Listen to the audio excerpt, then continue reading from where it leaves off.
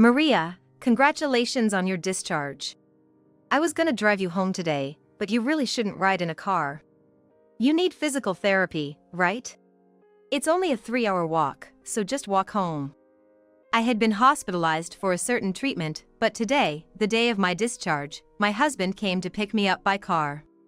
However, as soon as he saw me, he cracked a wicked smile and blurted out something outrageous. I was astounded, but it was because my husband didn't know anything. I smiled wickedly back at him and told him, "It's only a 5-minute walk from here, so it's not a problem to walk back, right? It won't really count as much physical therapy. Come on, what are you trying to prove? Have you forgotten where your own house is because you were hospitalized? There's no way it's a 5-minute walk." Actually, before going home, I had some errands to run at another place, which was indeed a 5-minute walk away. So I didn't need a car. That's why I snapped back at him, but he laughed at me as if I was putting on a brave front. You can laugh now, but it will be John who regrets it soon. There's no way I'm gonna regret anything. Ridiculous. Does hospitalization mess with your head? I sure wouldn't want to end up like that. My ignorant husband kept smiling confidently, no matter what I said. I guess he won't understand until I show him reality. His attitude was awful, but I was beginning to look forward to seeing how his confident expression would change. While I was thinking this, I noticed a car approaching us. However, my husband was still unaware. This was the signal for the revenge drama that was about to begin. "Hey there, Maria. Sorry to have kept you waiting. I'm glad you were discharged safely, but please take care of your body from now on. Thank you so much for coming all this way. I'm sorry for the worry I've caused." The car that approached us carried my in-laws, and right from the start, they showed concern for me. My husband was about to drive off when he noticed his parents' car approaching and looked on curiously. "Why are Dad and Mom here today? Wasn't there something they needed to do?" "Oh, the errand is after this. We're going to a condo nearby with Maria. To your lover's place." "What? Lover? What are you talking about, Dad? Don't play dumb. We already know." "Mom, what are you talking about? That's impossible." My father-in-law answered my husband's question, and my husband looked shocked. Although my mother-in-law had pointed it out, my husband continued to deny it, refusing to acknowledge the existence of a lover. Now's my chance. I quickly added fuel to the fire. "From here, it's just a 5-minute walk to the lover's place, right? That's why I said earlier it wouldn't really count as much physical therapy." "What? Do you actually know something?" As I smirked wickedly again, my husband finally broke into a cold sweat and looked flustered. "Whatever. Say whatever you want. If you want to go, just go and embarrass yourself. It's none of my business." With that, my husband tried to storm off with a parting shot, but that wouldn't be so easy. "Stop talking nonsense. You're coming too." "Whoa, Mom, what are you doing? Let go. Don't be yelling like that, man. Just come on." In the end, my husband couldn't escape and was caught by my mother-in-law, forced to come along as if being dragged. Why do I have to get involved? Hey! Stop complaining. This is all your own fault, isn't it? Know your place. Overwhelmed by the vigor of my in-laws, my husband grumbled, and each time, he was scolded by them. Pathetic for his age. Watching my reluctantly following husband, I couldn't help but feel exasperated. Then, 5 minutes later, when we arrived at the lover's condo, my husband's face visibly paled. It was about 5 times more pitiful than I had imagined, making me almost want to laugh. My husband looked at me with a small tremble, as if to say, "Did you seriously know?" But I didn't care. I pressed the intercom. "Hello, who is it?" "Hi Talia, sorry for dropping by unexpectedly." "Oh, Maria, today was your discharge day, wasn't it? Congratulations." "What? How do Maria and Talia know each other?" "Talia is a nurse from the hospital where I was admitted. So, it's just a patient and nurse relationship." "Well, I get that they know each other then. But why would you know her place?" Indeed, if it were merely a patient's position, knowing the nurse's house would be unusual. My husband stuttered while asking for the reason, but my in-laws answered for him. Why do we know? Because you've been fooling around with Talia, right? What other reason could there be to look up Talia's place? No. We just got to know each other at the hospital. I'm not cheating, really. You've been pretty healthy since we got married, haven't you? When were you ever at the hospital? Well, I didn't want to worry you unnecessarily, so I was pushing myself. I've been going to the doctor secretly. Is that so? Yeah, that's right. Can't you believe what your husband is saying? My husband was desperately making excuses with a strained expression. When I pretended to be convinced for a moment, he seemed a bit relieved, but I couldn't let him feel too secure just yet. Now's my chance to confront him about the affair. I decided to present the real evidence of the affair. Hey, you think I met Talia because I was admitted to the hospital she works at? What are you talking about? What other reason could there be? My husband asked back, clearly confused. Probably thinking I hadn't noticed anything. But I had suspected him of having an affair with Talia even before I was hospitalized. Hey, John, you suddenly said you were going on a business trip and hardly ever came home, right? What? That's because of work, it can't be helped. Only if it really was work. What do you mean by that? As I spoke, my husband's face contorted as he responded. But I continued calmly. You've left your smartphone in the living room and gone to take a shower several times, right? I've seen suspicious messages on your screen on more than one occasion. What? Hey, don't go snooping through someone's phone. My husband raised his voice as if trying to blame me, showing he was upset by my actions. However, the fact that he had such exchanges to hide was what led me to decide to investigate his infidelity. I already know everything. I've even hired a detective agency. You've been having an affair with Talia, haven't you? Well, that is... I was speaking with clear evidence in hand. Realizing this, my husband was speechless and couldn't respond. Also, I knew about Talia before I even went to the hospital. What? You knew about Talia, why? I was undergoing fertility treatment. That was the reason for my hospital stay. I had been visiting that hospital even before, so of course, I knew Talia. It became clear from his reaction that he truly didn't understand. I thought I had told my husband why I was hospitalized, but it was evident he hadn't been listening or understanding. You didn't even support the fertility treatments and were indifferent. You knew I was struggling with infertility, yet you blamed me saying, "It's your fault we can't have children, you're a useless infertile woman." I never said that.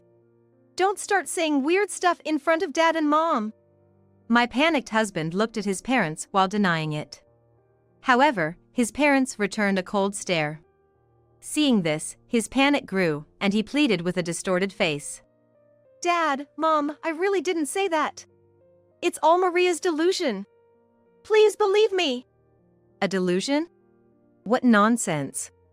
Listen, John, it's not the first time we've heard about fertility treatments. We've had many discussions with Maria about it. We knew about it too. As my in-laws stated, I had already consulted them about the way my husband was treating me. Therefore, they firmly denied his pleas without being swayed.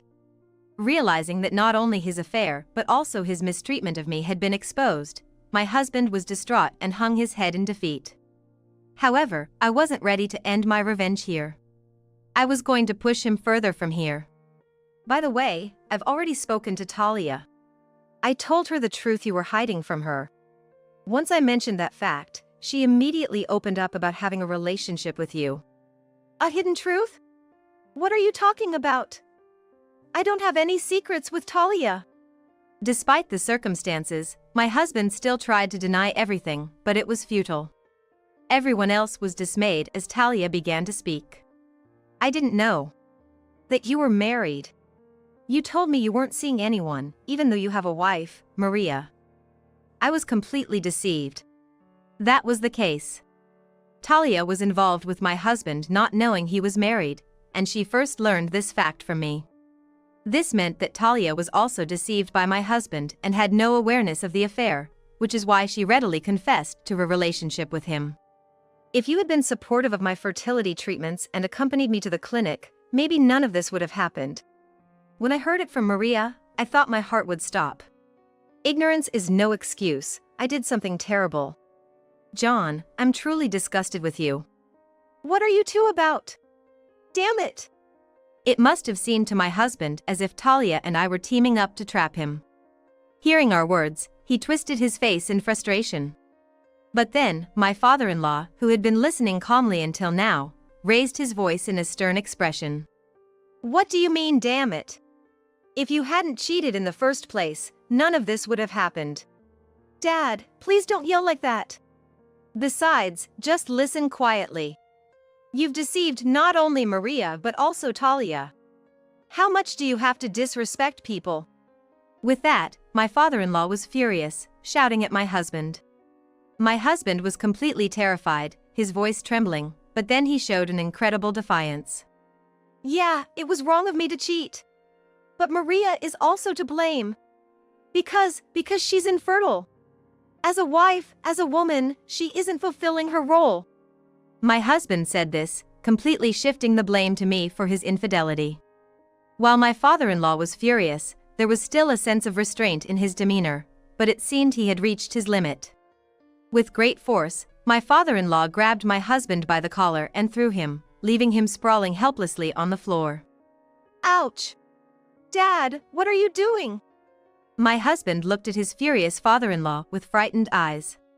Yet, my father-in-law continued. To commit such lowly acts and not only refuse to admit it honestly but also lie and blame others, what are you thinking?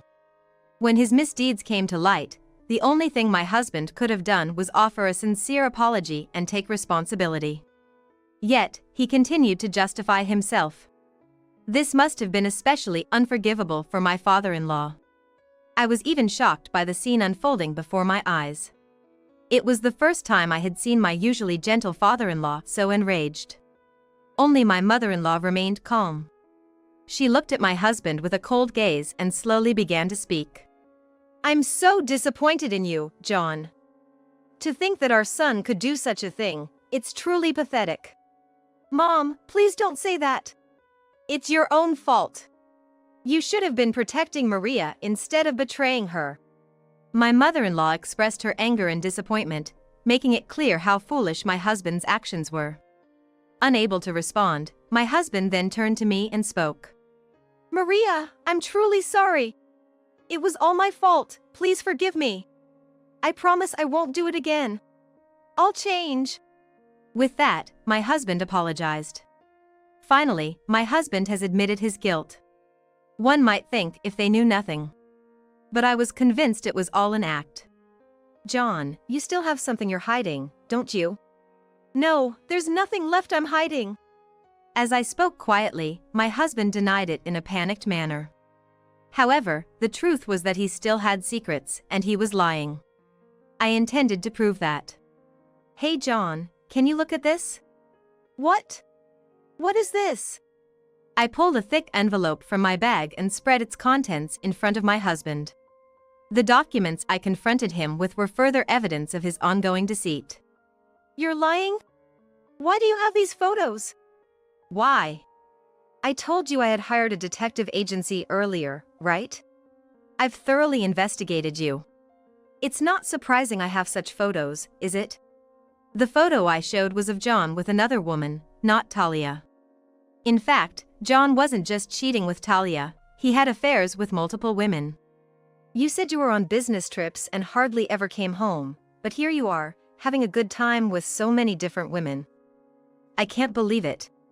Was this woman also deceived by John into thinking he was single, just like Talia? Yes, I guess the term local wife fits perfectly. What a thing to say! To go this far! Ugh, it's just so pathetic. My in-laws, who thought they couldn't be more disappointed, were even more shocked and furrowed their brows. A husband who deceives his wife, his affair partners, and even has a local wife. It's no wonder they're upset. But why did you keep this from us? It's a hard story to believe, sure, but it must have been hard carrying this by yourself, right? With those words, my in-laws expressed their concern. However, there was a reason I hadn't told them. I didn't tell you too because I wanted to give John a chance. A chance for John? What do you mean? As I explained my reasoning, my in-laws looked puzzled, but I hoped they would understand. If he truly regretted his actions, he would have confessed about the local wife himself. That's what I wanted to believe. I was waiting for that. So that was it. But in the end, John never came forward, did he? That's right. In the end, John didn't confess on his own. His promise to change his heart was just empty words. No, it's not like that. It's true, I swear. Maria, please believe me. John pleaded desperately, wanting to be believed, but it was too late. Saying that won't help now. I can't trust you anymore. I can't forgive you. Prepare yourself because I'm going to ask for a divorce. No way! As I spoke firmly, John collapsed to his knees.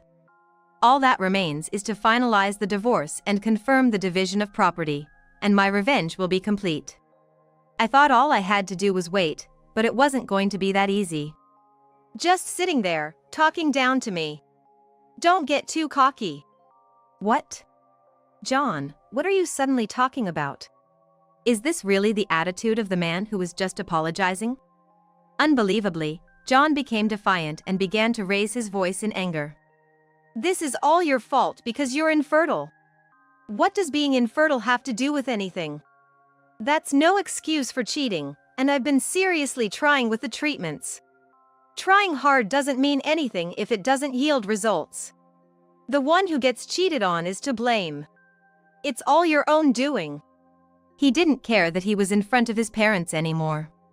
He was fully revealing his true nature, and I was truly appalled. Hey, John, enough already. Do you even hear what you're saying? After all I said earlier, you still don't get it. I never thought you could be this pathetic. Shut up. Just because you're my parents doesn't mean you can meddle in everything I do. I don't need that anymore. His parents were once again furious and yelled at him, but it seemed futile to say anything to John now. Realizing this, they let out a small sigh and continued. If that's how you're gonna be, we're done. We're cutting ties with you. Mom agrees, right? Yes, of course. They would have cut ties with him sooner if it were really up to them. However, they had restrained themselves in the slim hope that John would show some remorse. But they had finally reached their limit. Thinking that being cut ties might shake John up a bit, I was wrong. Even those words didn't reach him. It's fine by me. It's actually a relief. I can live my life without relying on anyone. From now on, don't interfere with what I do. See ya. Hey, wait. John stormed out, talking big. His father hurriedly tried to chase him but couldn't catch him. Damn, he's fast. Maria, I'm sorry we couldn't catch him. But I promise, we'll make sure he takes responsibility. Just as Dad said, we won't let John do as he pleases. With that, my in-laws apologized and offered me their supportive words. I'm grateful to hear them say this. Feeling grateful for my in-laws, I wasn't as worried as they thought. Thank you both, but I'm fine. It's only a matter of time before John gets what he deserves. What do you mean by that? Do you know something else? Yes, I think you'll understand in time, so let's just wait for now. I'm sorry for the trouble, Talia. Thank you for having me. My in-laws nodded, looking at each other with a wry smile as if to say, if you say it's okay, then it must be. After that, my divorce from John was finalized through our lawyers. And I headed back to my parents' home. Sometime later, I had been ignoring persistent calls from my ex-husband, but finally answered due to the sheer persistence. Finally picked up. Hey, Maria, I need help. I'm in big trouble right now. John's voice trembled over the phone, clearly panicked. I knew why he was calling but pretended to be oblivious. What kind of trouble? I don't think it has anything to do with me. You knew I had a local wife, right? Yes, I knew, but what about it? One of them turned out to be married to a mafia. Did you know that too? Maybe, who knows? I played dumb, although I was well aware of that. My ex-husband had unwittingly gotten involved with a mafia's wife. The detective agency had provided that information, so after John fled from Talia's condo and his father couldn't catch him, I was not worried. Now's not the time to play dumb. I'm being chased by mafias, and it's a mess. Help me. Why should I help? Can't your parents help you? I tried, but as you know, they cut ties with me. They wouldn't even talk to me. You're the only one I can rely on now. Despite how much he had belittled and ridiculed me, it was pathetic to see him begging like this. He must be truly desperate, not caring about his pride. But this was all the result of his own actions. I had no intention of helping my ex-husband. Relying on me won't help you. I know it's tough, but good luck. Bye. Wait, please. Help me out. We were married, weren't we? Did you forget what you said to your father and mother? You said you could live without relying on anyone, didn't you? That's different. Yes, I said that, but I realized I was wrong. I really messed up. I'm truly sorry this time, please forgive me. I won't be fooled by those words again. Handle your own problems. I'm never going to help you. No way. When I made myself clear, even my ex-husband couldn't argue any further and fell completely silent. After confirming his silence, I immediately hung up and blocked him, ensuring he could never contact me again. It's finally over. I felt relieved that my revenge on my ex-husband was successfully completed. Now, I could finally regain a peaceful life. I enjoyed my single life for a while, but years later, I remarried. My new partner was understanding about infertility and supported me, which helped make the fertility treatments successful. We were blessed with a child. I believe this partner will be supportive during childbirth and childrearing. I'm committed to supporting him and our child in return. With him, I can finally build the warm family I've always wanted. I believe so. Ah, so that's what was going on. As I looked on at my sister's-in-law's house from afar, the moment I touched the truth, I was speechless. I wonder what kind of intentions my sister's husband and his family had towards her all this time. How many times had they deceived my sister with an impassive face? Unforgivable. No matter what, I'm going to drag you all to hell. My name is Sally. At the age of 45, when I put on my funeral attire for the first time in a while, I realized with dismay that I couldn't zip up the dress at my stomach area. At first glance, I thought I hadn't changed my figure that much from the past, but it's clear that I've been storing visceral fat. The first time I wore this dress was when I was 30. My sister Jane, who had a weak heart since she was a child, sadly passed away at the young age of 27. She had exacerbated pneumonia and it led to heart failure. Oddly enough, I was the only one who had a conversation with Jane for the last time, as I happened to be visiting her hospital room that day. I'm sure she had a lot of things she wanted to do, as she was only in her second year of marriage. She probably never thought she would leave this world like this. When I remember the smile on Jane's face as she said she wanted to walk under the autumn leaves after she was discharged, it made me feel desolate. On the day of the funeral, when I was unable to accept the tragedy that befell my beloved sister, an incident occurred. It was just before the ceremony began. When I went to the restroom, I saw Jane's husband, Bob, talking on the phone at a nearby lounge. Yeah, once the funeral is over and Christmas time comes around, things should calm down a bit. Yeah, you're right. No, we'd better lie low until Mass for the deceased about a year later. I don't usually eavesdrop on people's phone conversations, but this time I was intrigued by the content. What does he mean, lie low until Mass for the deceased about a year later? Deceased, it means Jane, right? The way Bob speaks, it doesn't feel like a conversation with a coworker. All of my sister's relatives were attending the ceremony. Who could he be talking to? Sorry for making you wait. Yeah, I understand. No, the kid is fine, they don't suspect anything. Neither my wife nor anyone in this family has noticed that I have a child. Just stay at home and relax. What? I was taken aback. Did he just say he has a child? For the record, there are no children between Jane and Bob. Since it was unsure whether Jane's body could withstand childbirth, the two chose not to have children. Both were in their first marriages, and we never heard anything about Bob having a child. What the hell is going on? To be honest, I was just confused by Bob's baffling conversation and my thoughts were in a mess. However, I suddenly remembered the words Jane desperately tried to tell me just before she was taken into the surgery. There's a child at home. After that, Jane lost consciousness and passed away a few days later without ever waking up, so I couldn't hear the rest. I was the only one who heard those words. Until now, the shock of losing Jane was so great that I didn't have the time to think about what those words meant. But when I connected Jane's words about home and what Bob said about stay at home. In the house where they used to live, Sally wouldn't call it parents' house, she'd just call it home. Yet, there are no children in our family home either. Upon a little reflection, a sudden realization hit me. Could it be that the child on the phone with Bob is living at Bob's parents' home? When that thought occurred to me, I couldn't sit still. If that were true, I don't think I could forgive Bob. After paying my respects at Jane's memorial service, I was eager to test my theory. I immediately left the funeral home and headed straight for Bob's parents' house. Bob's parents' house is within walking distance from the house where Jane and her husband lived. Bob, being an only child and his parents aging, had decided to live close by. Jane had concerns about building their house close to her in-laws, worrying if she could get along with the increased family interactions.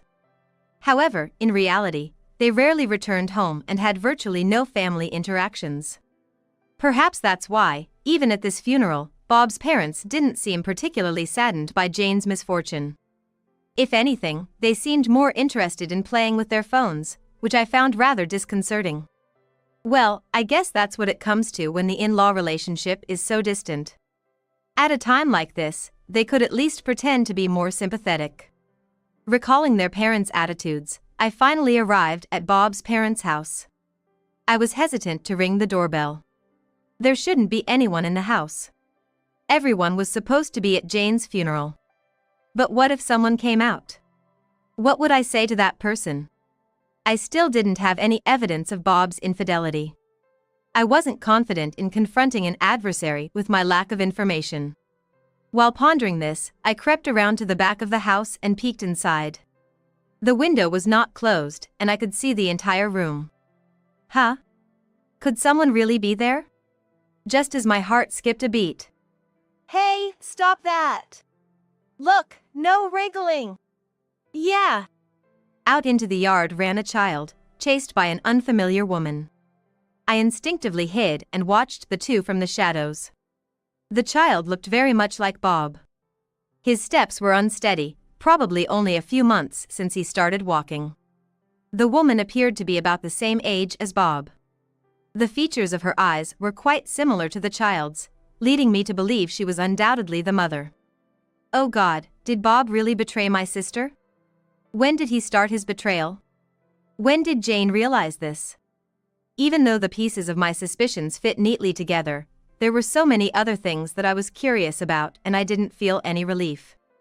On the contrary, I even felt tears welling up. I will never forgive him. In place of my sister, I vowed to send that man straight to hell. Afterwards, I was able to return to the funeral home and attend my sister's burial in the churchyard.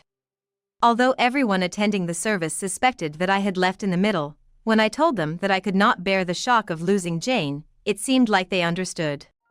I doubt anyone would think I went to Bob's house, but it was a relief that my sister's in-laws did not suspect anything strange, even in the slightest. The next day, I immediately decided to request a personal investigation on Bob from the only private investigator in town. To my surprise, it was run by Jane's friend, Layla. She had attended the funeral, so I remembered her quite well. And Layla informed me that Jane had also requested an investigation on her husband. After informing her about the investigation, Jane fell ill and passed away. Although I have confidentiality obligations, I believe Jane would have wanted you to know this as she loved you very much, she said. With that, Layla shared the circumstances and results of the investigation that Jane had requested. Once, despite being engaged, Jane and Bob nearly split up. The cause was what you'd call Bob's cold feet. With just half a year left before their wedding, Bob said he had no confidence in his ability to protect Jane, who had a weak heart, and that he wanted some distance.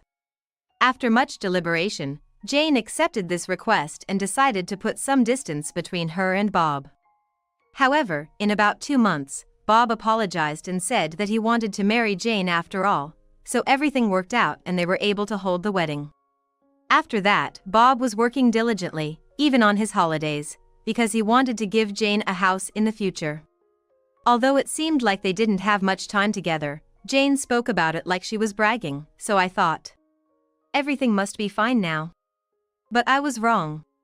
In fact, right after getting engaged to Jane, Bob had started an affair with his childhood friend, Nancy. Bob and Nancy had once dated but broke up due to a small disagreement.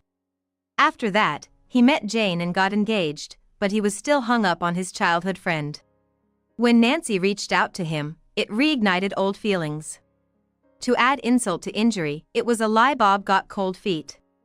Around that time, Nancy got pregnant, and Bob was torn about divorcing Jane to marry her. It seemed he had even discussed this with some friends. Nancy was firm in her stand. If you stay with me, I won't ask to get married. But I am going to have this baby.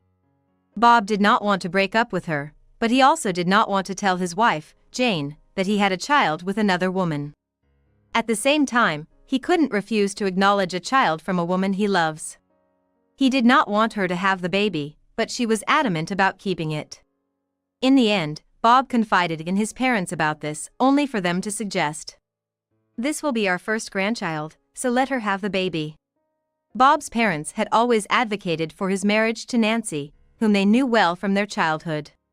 Moreover, they seemed to dislike Jane because she was frail and might not provide them with a grandchild, as they had often complained about this to others.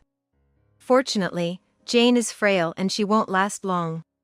Once she's gone, acknowledge the child and marry Nancy. They proposed. Nancy was all for this. Although it was a twisted plan, it was appealing to Bob.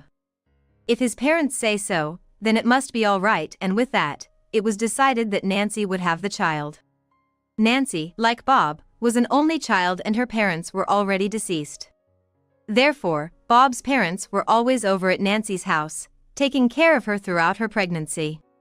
The narrative of Bob working hard for Jane immediately after their marriage was also a lie. He was probably visiting his newborn baby during that time. There were eyewitness accounts of Bob frequently visiting Nancy's house. From this, it's likely that the excuse of moving because they were worried about their elderly parents was a lie, and they actually wanted to be closer to the child. As the child grew, they respected the in-laws' desire to see their grandchild grow more closely, and it seems that Nancy and the child spent more time at in-laws' house. So, by coming up with various reasons and keeping my sister away from her in-laws, they no longer returned home. It's infuriating that they are promoting infidelity as a family. It was just a month ago when my sister noticed Bob's infidelity. My sister, who was feeling ill, had left work early and was sleeping at home. Probably unaware that Jane was home, Bob, who rarely texted or called when Jane was around, came home a bit earlier than usual that day and apparently made a call somewhere. I got off work early. Can I come over now? My wife? She's at work, I don't think she'll find out. She seems to be getting sick a lot lately and might go to sleep early. If I say I'm working late, I think I can stay longer with you. Yeah, I also want to live with Nancy and the kids soon. Every time she says she's not feeling well, I think she won't last much longer. Yay! I'm looking forward to it every time. Just imagining how Jane felt hearing that from her sickbed makes my heart ache. This incident made Jane aware of Bob's infidelities, and she seemed to have enlisted the help of a private investigator run by her friend, Layla. The results of the investigation came out, and just when she was about to confront him with a divorce, she collapsed and passed away. When Layla finished telling me all this, she lowered her gaze and said, "Jane must have been heartbroken." I couldn't agree more. I want to avenge Jane's resentment. I couldn't stand the thought of Bob and his parents getting a grandchild and Bob remarrying. But I've just become aware of everything, and I don't know what to do. After some thought, I had an idea. Layla, are you good with computers? At my words, Layla smiled and said, leave it to me. The next day, I headed to my sister's-in-law's home. When I rang the doorbell, my sister's mother-in-law appeared on the monitor, surprised at my appearance. Oh, Sally! What's going on? She asked with a somewhat heightened voice. I have something to discuss with the family about Jane's belongings. Do you have a moment? Hearing my words, my sister's mother-in-law went silent and the intercom went off. Uh-oh, maybe she won't let me in? Feeling a bit anxious, I waited a while, and then Bob appeared, saying, I'm sorry, Sally. The room was a mess, so I had to clean it up a bit. Please come in. Oh, Bob, you're here. Perfect timing. At my smile, Bob's expression stiffened. He thinks I haven't noticed his infidelity, yet his face stiffens probably because he has something to hide. In fact, I had just seen the figure of his mistress and their child from the window. I bet they were the ones he was cleaning up. I wonder which room they are in. Bob and my sister's in-laws seem to be uneasy as they watch me, who they've allowed into the room. As soon as I took a sip of the tea they served me, as if he had read the situation, Bob asked, what's this about Jane's belongings? Yeah. It's about this. Saying so, I laid out a photograph on the table. Bob and his parents were frozen on the spot as they looked at the photo. Bob? Who is this woman? What? No, I don't know her. In the photo, Bob and a woman were in bed together. The other day, this was sent to our house. It's said that Bob is having an affair. At my words, his parents glared at Bob, and Bob frantically shook his head. Wait! I don't remember this photo! Shouted Bob. As I watched him, I laid out more photographs. In each photo, Bob and a woman were seen kissing or on a date at a nearby amusement park. People who cheat don't admit to their memory lapses, do they? I mused, to which my sister's mother-in-law sharply retorted. What are you implying, young lady? No, you've got it all wrong, Mom. I don't know anything about this. Stop lying. Then what's this picture about? Even though you have a child with Nancy. A child? I reacted immediately to my sister's mother-in-law's words. My sister's father-in-law opened his mouth guiltily, uttering, oh. Do you mean this child? And is this woman Nancy? With that, I presented a photograph of Bob holding a child. What? The entire in-law family lost their words, and although Bob continued to deny the accusation, my sister's mother-in-law slapped him, calling him a worthless son. Do you have other children too? Listen to me, please, Mom. Dad. However, my sister's in-laws ignored Bob's pleas, repeatedly berating him for betraying their beloved grandchild. What the hell? Bringing this nonsense here. The picture was sent to our house. I don't know much about it either. I came here to ask for clarification, but it seems Bob does have a child. I braced myself for a confrontation, and Bob was lost for words. But honestly, Bob was right. Bob has no other affair besides Nancy. I don't intend to tell them this as I don't want to be accused of defamation later on, but this picture is a composite one that I had Layla make. I could have used a real picture of the child with the actual person Bob cheated with, but I chose a composite photo due to certain considerations. I planned to corner him by pressing him about the child, but it was fortunate that my sister's mother-in-law blurted out the truth sooner than I expected. So, your silence means it's true, right? Earlier, your mother also mentioned something about a child and Nancy? Following Bob, my sisters-in-laws also froze in their place. The note that came with the picture said these children are being taken care of in this house.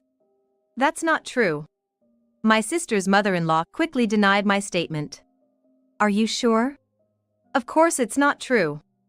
Then show me all the rooms. Huh? Without waiting for their approval, I stood up from my seat and headed towards the room next door. Hey, wait a minute. You can't just snoop around other people's houses. Bob raised his voice. If there's nothing to hide, then you should show me. Don't worry, I don't mind a bit of mess. That's not the point. Then what's the issue? Well, without waiting for Bob's answer, I shook off my sister's-in-law's attempts to stop me and peeked into the next room. She's not here, then. Deciding so, I ascended to the second floor. Although I was considerably impeded and scraped my knee, this was nothing compared to my sister's pain. I would endure any number of fresh wounds.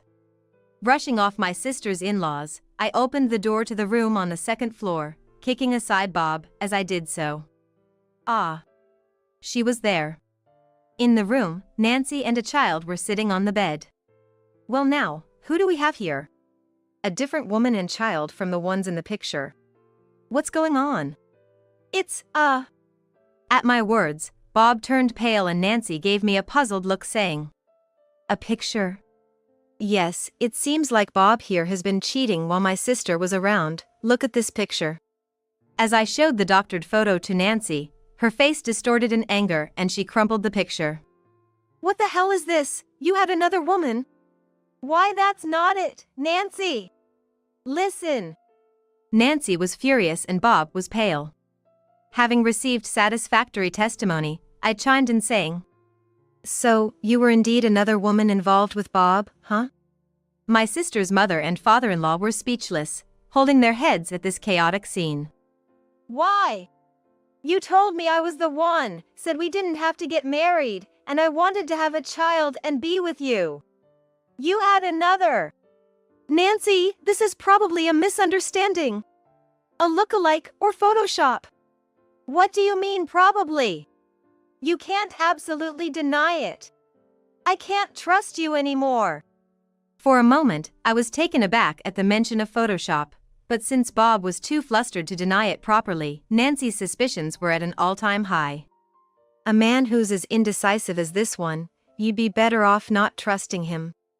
After all, he ruined my sister's life. At my grave advice, Nancy's face stiffened. She too had her life turned upside down by this, but she likely understands that, given her expression. I don't need to tell her anything. Now, I need to act like I'm on Nancy's side and get her to listen to me. For my goal of not letting any of Bob's family, nor Nancy be happy. I see. Nancy muttered.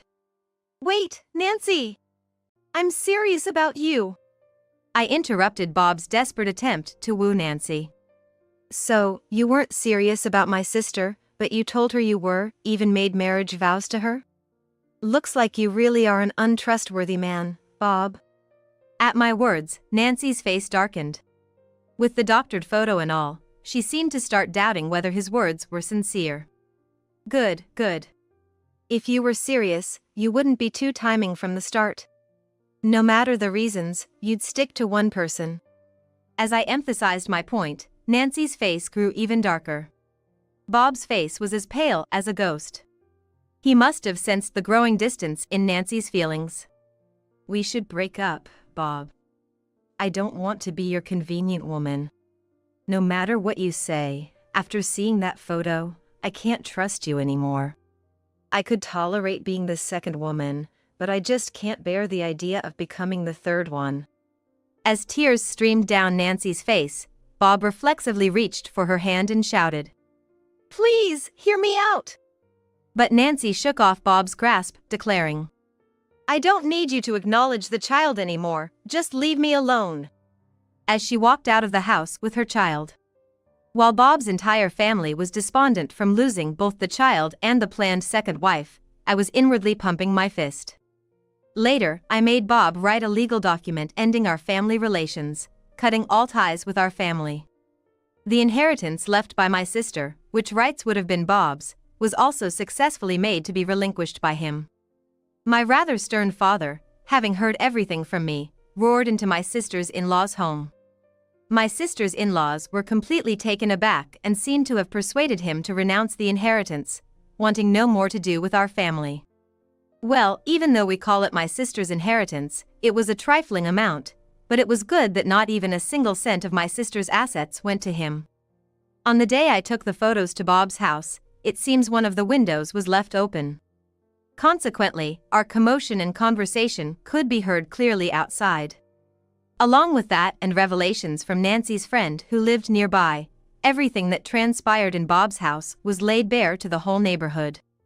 As a result, Bob's house was rumored to be cursed, and Bob quit his job and fled from our town with his parents. Meanwhile, Nancy showed up at our family home out of the blue after about 2 months. She arrived with $50,000 in hand to apologize and thank me for helping her see the truth, and she wanted to make amends for how she had treated my sister. I should have considered Nancy's feelings, but money can't heal the pain my sister endured. It didn't seem right for us to forgive something the person themselves couldn't forgive just because we were given money. I understood her gratitude, but we did not want any money from someone who had done such a disgraceful thing. So I refused to accept anything. Instead, we insisted that the money be donated to a nearby children's home where my sister used to work. Huh? Do you question whether such a woman would actually donate? Of course, I accompanied her to make sure the donation was made properly, so you can rest assured. If the money is used this way, I'm sure my sister would be pleased. I hope the children with a future ahead of them can find happiness, also on my sister's behalf. As for me, it's embarrassing to admit, but I suffered from the loss of my sister for a while, even falling into mental illness. There was a period when it got so bad I even quit my job, but I've gradually recovered and am now working in Layla's detective agency. Layla and I became very close after that incident. I think it's because we were comrades who had lost something important in such a way, we found something in common. Although I didn't have a positive image of marriage due to what happened to my sister, after being with my partner for 4 years, we got married last year. The experience of losing my sister in the midst of the COVID-19 pandemic made me realize that I never know when I will not be able to be by the side of my loved ones, so I decided to get married. I want to spend every moment with those I care for, no room for regrets. Just watch me, Jane. I promise to live a long, full life for the both of us. When I get to where you are, I'll share all the fun. With that, I will live vibrantly to the max, yeah. Housework is women's business. How shameful to ask your husband, says the husband with a smug face, ordering his wife to do the housework even though she has a broken bone. I think it's the husband who should be ashamed. Is divorce the only option here? That's what I thought, and then our quiet, book-loving daughter dropped a bombshell. We have another child in this house, right? I wonder if it's my little brother? My name is Kay. I'm a fearless 65-year-old who grew up in rural Wyoming, not afraid of frogs or worms. On the other hand, my daughter, who was supposed to grow up in the same rural Wyoming, grew up to be a fragile baby who is even afraid of ants. I wonder if the difference is whether she played in the dirt when she was young or not. There was a time when I regretted a little that I grew up in Wyoming. It was the story of my dark married life. Back in my 20s, my boss at work suggested that I meet a man. It wasn't exactly a formal matchmaking process, but the man was a business client who was about 3 years my senior. That man later became my husband. It may surprise some that I was introduced to someone by a coworker, but in the countryside, it's not uncommon. I don't know what it's like in the city. I've never lived in one. But in my region, even the professors from the university would recommend blind dates to single women. It was a strange tradition. Being older, my husband was knowledgeable about things I didn't know, and his stories were always interesting. He was deeply trusted by his superiors, incredibly gentle, and was an impeccable man who was attentive to the delicate aspects of a woman. Seeing him, a man who seemed to know everything, through slightly starstruck eyes, I believe it was only natural that I ended up marrying him. But now I think, I wish someone had slapped me on the cheek at the same speed as a fastball from a top baseball player, and told me not to marry to him. Our dating period was half a year.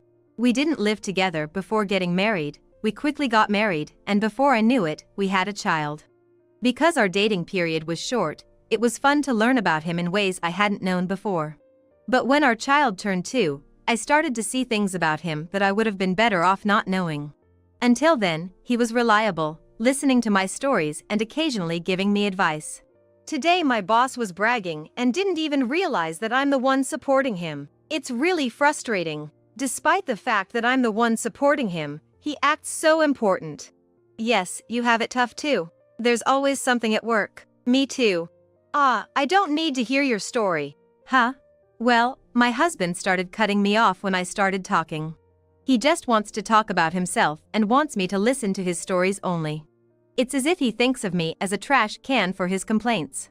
He does occasionally listen to my stories, but as soon as the conversation starts to get a bit exciting, he cuts me off with, that's enough. It's too long. Get me a beer.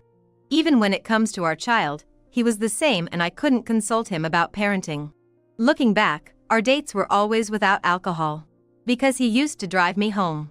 Is it because he got used to me as a wife and got into a routine? Or is it that his true nature comes out when he gets drunk? No, it could be both. He would have been a great husband if it weren't for the drinking. Every time he interrupted our conversations, I would think, here we go again, but decided to just let it slide, assuming he was tired from work. Then one day, we were invited to the wedding of one of his colleagues. This was a young man we had invited to our own wedding, who had even provided some entertainment during the reception, and now he wanted us to attend his wedding as a couple. Believing it to be the polite thing to do, we naturally attended the event. Spotting a junior colleague at the venue, my husband cheerfully exclaimed, "Hey, congratulations on the wedding." He put his arm around the groom, dressed in his tuxedo, and delivered his warm wishes. I also gave my congratulations and smiled. As my husband and the groom were chatting happily, I heard some troubling words. "Listen, once you're married, make sure you train your wife properly. That's what really matters after marriage. Make sure she knows that she owes her life to you." The groom was listening with sparkling eyes, obediently saying, "Yes." But I was mortified to be there. Educate your wife? What on earth were these men talking about? Shouldn't they be the ones receiving an education about basic human rights? Naturally, with the festive mood, I couldn't confront my husband and say, "What are you talking about?" Especially considering that my husband was the groom's boss. So I postponed my lecture for when we got home. Once the ceremony was over, and we returned home, my husband started drinking and I broached the topic. "You know, you really shouldn't talk about educating your wife. Maybe men feel that way, but women just find it unpleasant." I tried to be as polite as possible, considering his mood, as he was happily drinking. However, he retorted, "What? You think that way too? Huh? I thought you were different because you do the housework and keep the house clean without me saying anything. I didn't know you were one of those women who don't appreciate their husbands." I was stunned at my husband's words. Sure, I had been playing the role of a wife, imitating what I saw my mother do when I was little. Whenever my husband's drink was empty, I would casually bring him a refill, and I took care of the cleaning, laundry, and other chores. I didn't mind doing it and had taken the initiative without giving it much thought, but I realized then that my husband took it for granted that it was a wife's job to do these things. "I am grateful, you know, I'm a homemaker and I live off your salary. But I don't think it's right to say things like that to others. Every family has a different atmosphere."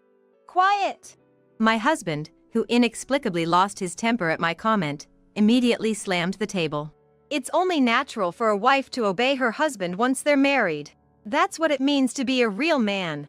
I let you off because it's me, but normally, you'd be slapped for arguing with your husband." At the change in his tone from babe to you, I felt like I was seeing my husband's true nature.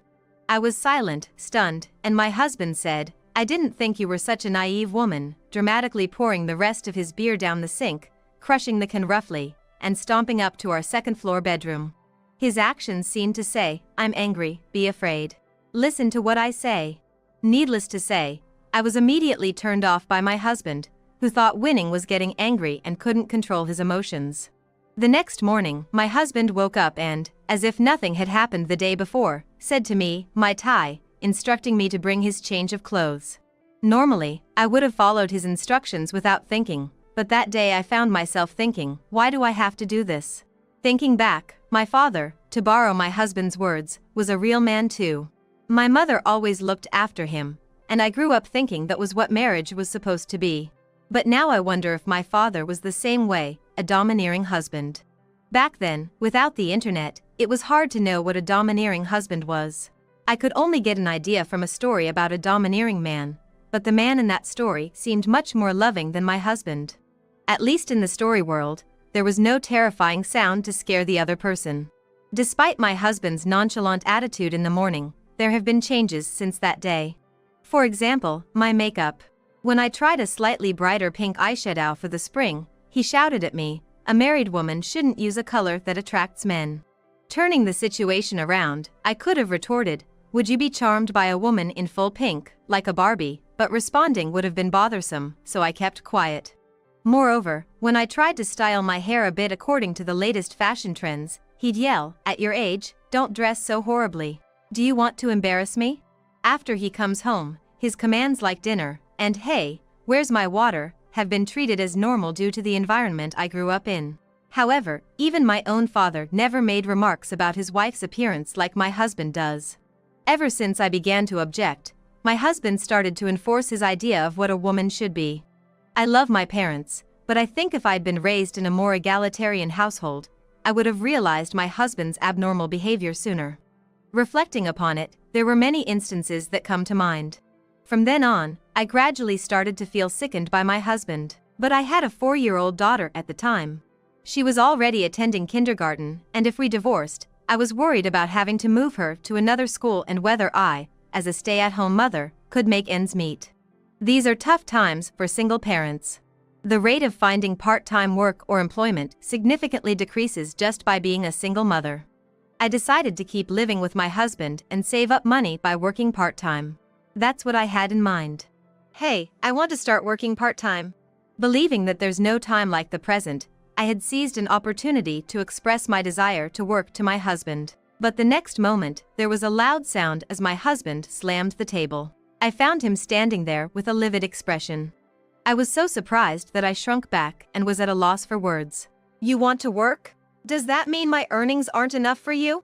Since my goal was to get a divorce, that statement was somewhat true. "No, it's just that I'm afraid I'll lose touch with society if I only focus on raising our child. And I might end up teaching her outdated values if I don't keep learning from society myself." Are you trying to belittle my income with those words? No, I get it. You just don't want to do housework. Even if you do start working, I'll make sure you handle all the household chores. His misjudgment was truly off the mark, and it made me less willing to do housework. I finally lost my temper and blurted out, "I'm tired of living with you. Let's break up." He must not have seen it coming. My husband was gaping, his eyes and mouth wide open in shock. Do you realize what you're saying?" "Yes, I'm well aware that it means I'll be better off. I'll take our daughter with me. I can rely on my parents for a while, and I'll figure out the job situation." It was a bit embarrassing to admit that I would rely on my parents, but I figured they would forgive me once things had settled down and I was able to help them out again. Phew. It was in that moment that I realized just how abruptly a marriage could come to an end. "Wait, reconsider. I was wrong. Actually, I don't even know what I did wrong, so I need you to tell me. I'll change." My husband's words, admitting he didn't even know what he'd done wrong, were refreshingly honest, and I found myself appreciating that. It was only natural he didn't know since our way of thinking was fundamentally different. It was much better than him pretending to understand and just apologizing. I sincerely expressed to him that I was tired from our differences and the issues I had with his behavior and that I couldn't envision a future where things would work out. "I truly didn't realize that I was making you suffer so much. I'm sorry."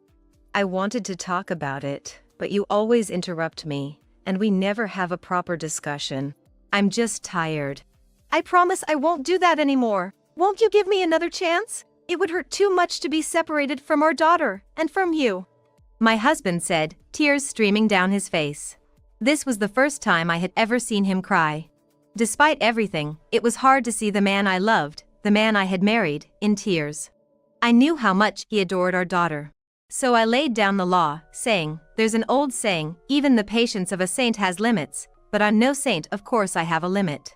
We both gave ground. I abandoned my part-time job ambitions, and he agreed to rethink his attitude, which allowed us to back away from the brink of divorce. We've had close to 7 peaceful years since then. Well, there were occasional flashes of his overbearing husband routine, but I believe he managed it well in his own way, quickly apologizing for any slip-ups. So, I let those go. However, one day, it was decided that my husband would go on a 2-year business assignment alone. The idea of making our elementary school-aged child switch schools was too heartbreaking, so my husband chose to take the assignment alone. However, this decision would drastically alter the fate of our family. When he returned from his 2-year assignment as scheduled, he had become even more of a domineering husband. Living alone on assignment.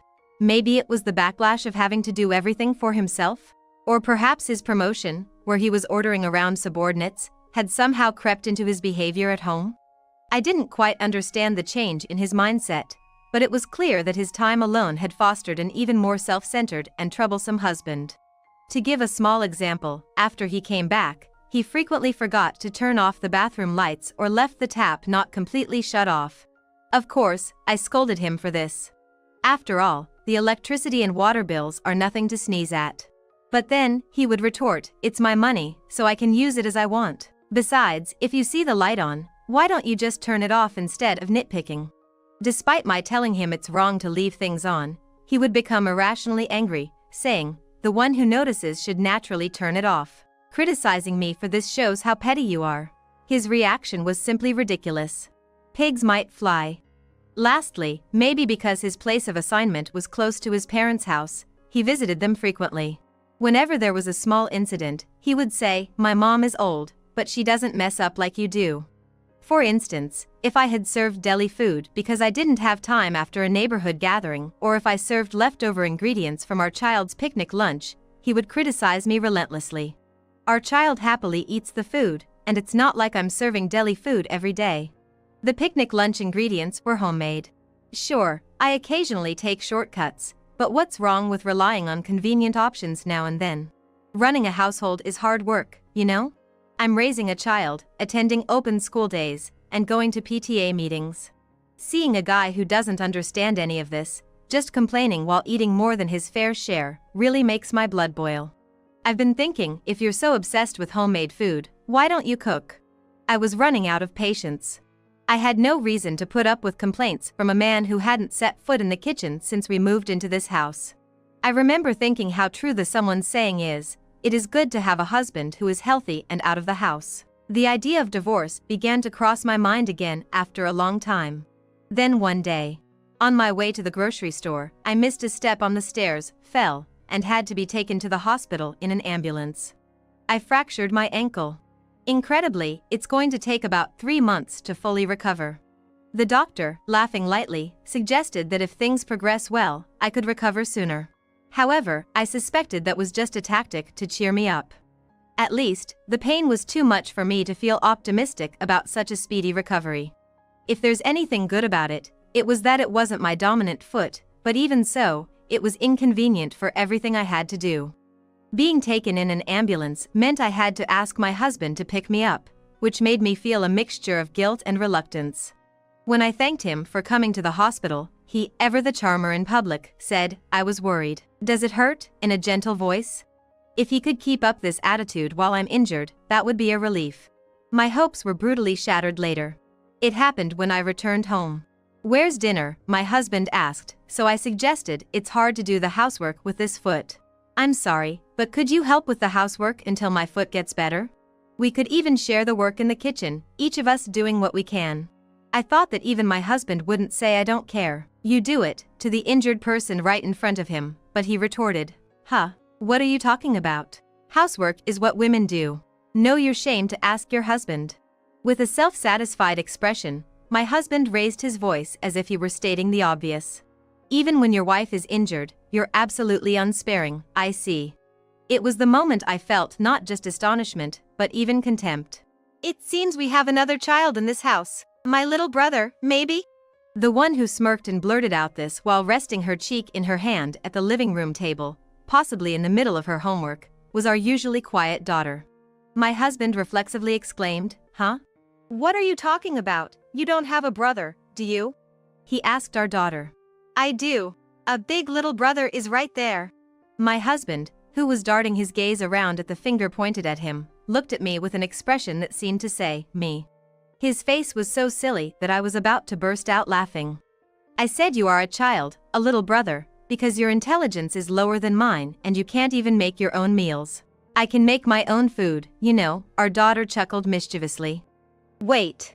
This is between your mother and me. It's not something for you to butt into. It's like an education for your mother. Huh? What can a fool educate? There's nothing for mom to learn from someone who can't even bring their own water, let alone make a meal. Our daughter had completely looked down on her father. Normally, I would reprimand her, saying, "Don't say things like that to your father." But well, my husband isn't impressive enough, so it can't be helped. First of all, I don't really think of you as a father, so don't act so high and mighty, okay? Huh? After all, it's always mom who comes to the parent-teacher conference, and mom who listens to my worries. Even when I was little, when I asked you to play, you were always busy with the horse racing broadcast. No, there were times when I played with you, right? Come on, remember. I remember being made to weed the garden. Dad was mostly resting. Is that play? If it was a date, I'd have dumped you. First of all, the condescending attitude of "I played with you" is annoying. Our junior high school daughter's sharp tongue, now a bit more precocious, was a clean hit on my husband. But there were times when we had family time. Do you mean when Dad was talking unilaterally? Don't you mean Dad's one-man show? At our daughter's laughter, I couldn't help but burst out laughing, too. My husband's face was turning red. I've been loving you too all this time. You haven't done much, have you? If the person you say you love doesn't remember being loved, it's just self-satisfaction. At our daughter's sharp logic, my husband finally fell silent. His figure seemed to shrink a bit. You've gone quiet. Does Dad have any more self-proclaimed good relationship episodes? I feel like I could refute any of them. At our daughter's grin, my husband just teared up and said nothing. He doesn't do housework or child-rearing, doesn't play with our daughter, but calls himself a good dad, so it must have been quite a shock. But my daughter, still a child, has never acknowledged him as a good father. I can only conclude that his image of himself as a good father is just self-satisfaction, given what my daughter says. Hey, can I say something I've been thinking about for a while? Upon hearing my question, my daughter answers, "Sure. I think I have a pretty good idea of what you're going to say." Would it be okay if we got a divorce? As far as I'm concerned, there's no problem. I used to lock myself in my room right away because I found Dad's boasting at the dinner table so annoying. I've been living as if Dad wasn't there in the first place. Her bombshell leaves my husband pale and nearly in tears. But without paying any heed to that, my daughter says, "I'm about to be in high school and I want to get a part-time job. I'll support you, Mom. Let's live together." Ah, how reliable of you. Thank you. Hold on a minute. Our divorce discussion is cut off by my husband. However, my daughter ignores him and says, "Men who cling on are unattractive, you know? Okay, go pack your stuff." She even pushes him out towards the staircase to the second floor where our rooms are. To my husband, I say with a smile, "Consult with an attorney." Understanding that he had no grounds to resist, my husband, sounding like a minor character in a villain's role, spits out, "Don't come crying to me when you regret this." He then packs his stuff and leaves our house. For about 6 months after that, my husband resisted the divorce, saying things like, "I don't want a divorce," and "I want to see my daughter." But when my daughter made an outrageous proposal, "If you win at rock paper scissors, I'll consider it," my husband, not in his right mind, agreed and lost. And so, we are now officially divorced. Of course, my daughter came to live with me, and our house became ours in the property division, and we also received child support. The car, which was joint property, was old, and I didn't have a license, so I let him have it. From time to time, he sent me letters with photos of himself and the sky, along with poems like "I realized how important you were to me after I lost you," and "This is how I am now." My daughter had fun altering her father's photos with markers, in the same spirit as doodling on a picture of Xavier in her history textbook. He seemed to keep reaching out to us without remarrying, but it was amusing that his feelings didn't reach my daughter at all. After we finished receiving child support, my daughter and I moved, and we lost all contact with him. On the other hand, my daughter worked part-time as she said she would and graduated from high school, then went on to a fairly good university in the state. By the way, I didn't spend the living expenses my daughter gave me, and I passed them on to her as a dowry when she got married. Although I'm a mother with neither skills nor education, I believe that if I try hard with will and determination, I can manage somehow. My daughter's husband is a very gentle person, and my daughter is rather dominant, so I'm a little worried. The husband said, I like being led around, so I guess it's okay. Well, they were blessed with 4 children, so I guess they're doing well. When my daughter got married, I lived alone for a while, but at my son-in-law's suggestion, I moved in with them. It's only been a few years. Moreover, my son-in-law even made the house barrier-free for me when I moved. I'm so grateful to such a kind son-in-law. The grandchildren are adorable, and I'm enjoying taking part in child-rearing again after a long time. These days, I'm thinking of protecting this lively home together with my daughter and son-in-law.